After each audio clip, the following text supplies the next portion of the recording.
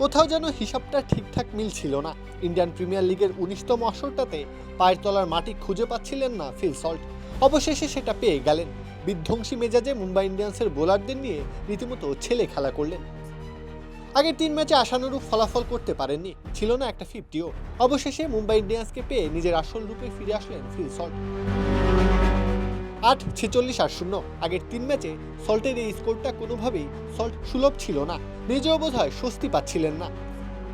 Phil Salt এমনই এক batter যিনি রানের ক্ষুধা নিয়ে বেঁচে থাকতে পারেন না বেশি দিন। রান্না করলে যেন মন ভরে না এই ইংলিশ ওপেনারের।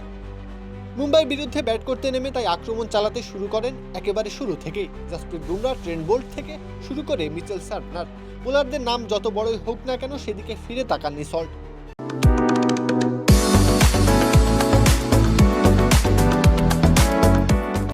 সকল মহাকাব্যেরই সমাপ্তি থাকে, সল্টকেও থামতে হয়েছে এক সময়। কিন্তু এর আগেই মুম্বাইয়ের বোলারদের তুলোধনা করে 4 আর ছক্কা মেরেছেন সমান 6টি করে। 36 বলে 78 রান করে ফিরেছেন শার্দুল ঠাকুরের শিকার হয়ে। ক্রিকেটের সংক্ষিপ্ত সংস্করণে ফিল সল্ট যে কোনো দলের জন্য নির্ভর করার মতো এক ব্যাটার। শুরু থেকেই আগ্রাসী মেজাজে ম্যাচের নিয়ন্ত্রণ নিয়ে নেবেন, এটাই তার কাজ। সেটাই করলেন এই ম্যাচে এসে, জানিয়ে দিলেন পায়ের তলার মাটিটা অবশেষে খুঁজে পেয়েছেন তিনি। প্রত্যহ কাব্য, খেলা 71।